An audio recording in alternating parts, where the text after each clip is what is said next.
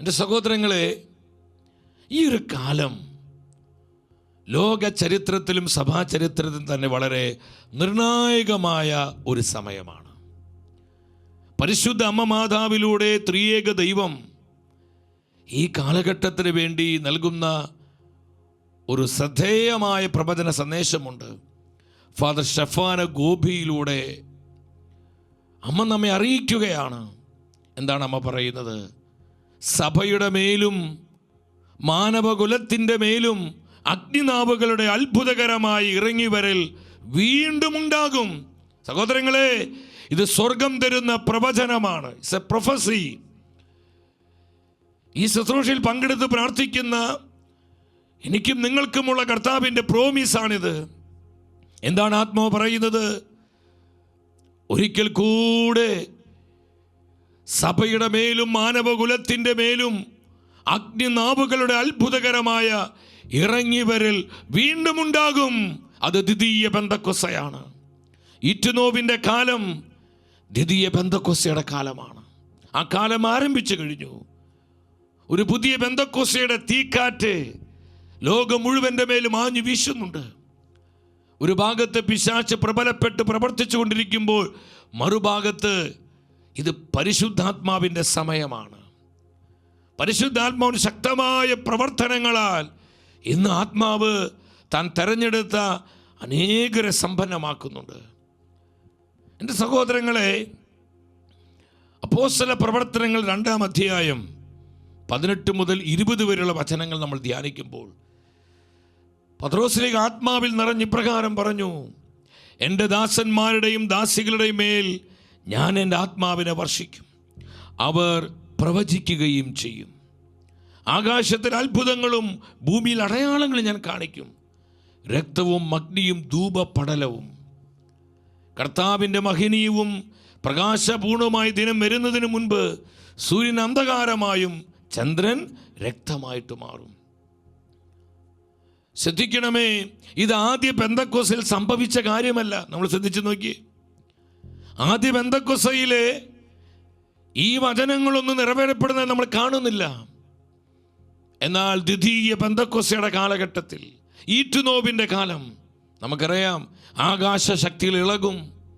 നമ്മുടെ കർത്താവ് പറഞ്ഞു, സൂര്യൻ ഇരുണ്ടുപോകും, ചന്ദ്രൻ പ്രകാശം തരികയില്ല.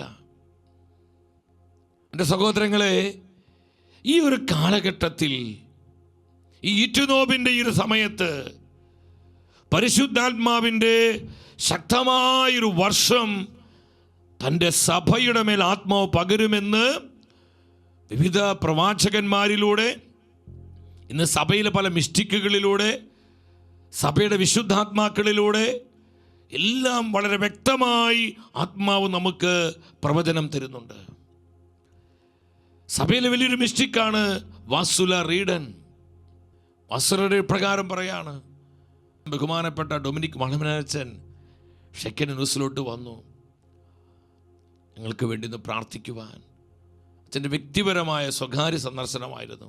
അച്ഛൻ പറഞ്ഞു, കഴിഞ്ഞ നാളുകളിൽ വാസുല റീഡനെ കാണുവാനും ആ മിസ്റ്റിക്കുമായി സംസാരിക്കുവാനും ഇടപെടുവാനും ഈ കാലഘട്ടത്തെക്കുറിച്ചുള്ള സ്വർഗത്തിൻ്റെ പ്രവചന ദൂതുകൾ കൂടുതൽ മനസ്സിലാക്കുവാനൊക്കെ പരിശുദ്ധാത്മ സഹായിച്ചുവെന്ന് സ്നേഹത്തോടെ വ്യക്തിപരമായി സാക്ഷ്യപ്പെടുത്തി.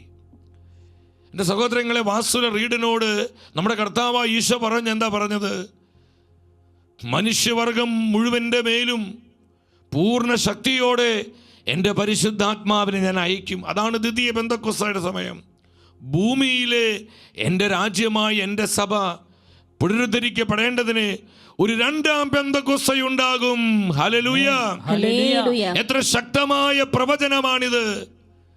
ഒരു 2-ാം പെന്തക്കോസ്ത, ഒരു ദ്വിതീയ പെന്തക്കോസ്ത ഞാൻ എൻ്റെ സഭയ്ക്ക് പ്രദാനം ചെയ്യുമെന്ന് പരിശുദ്ധാത്മാവ് വാഗ്ദാനം ചെയ്യുക. എത്ര മനോഹരമായ പ്രോമിസ സഹോദരങ്ങളെ! എൻ്റെ സഭയുടെ മേൽ, ജനപദങ്ങളുടെ മേൽ എൻ്റെ ആത്മാവിനെ അധികമായ അളവിൽ ഞാൻ വർഷിക്കും. ഒരു ദ്വിതീയ പെന്തക്കോസ്ത ഞാൻ എൻ്റെ സഭയ്ക്ക് നൽകും. അതാ വചനത്തിൽ പറയുന്നത്.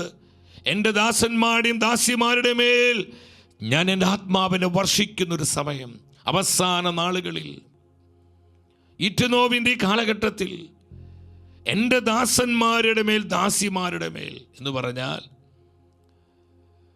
എൻ്റെ പ്രിയപ്പെട്ടവർ, അതിനായി ആഗ്രഹിക്കുകയും ദാഹിക്കുകയും ഈ ആത്മശക്തിക്ക് വേണ്ടി വ്യക്തിപരമായി ഒരുങ്ങുകയും ചെയ്യുന്ന ആത്മാക്കളിലേക്ക് ശക്തമായ പരിശുദ്ധാത്മാവിന്റെ പകർച്ചയുണ്ടാകും. അതാണ് രണ്ടാം പെന്തക്കോസ്ത. അവരിലൂടെ തന്നെ സഭയെ പരിശുദ്ധാത്മ നവീകരിക്കും. അവരിലൂടെ അനേകം ആത്മാക്കളെ പരിശുദ്ധാത്മ വീണ്ടെടുക്കും. അപ്രകാരമുള്ള ആത്മാക്കളിലൂടെ ഈ ലോകത്തെ വിശുദ്ധീകരിക്കും, കുടുംബങ്ങളെ നവീകരിക്കും. സഹോദരങ്ങളെ, ഒരു ദ്വിതീയ പെന്തക്കോസ്തയുടെ സമയം.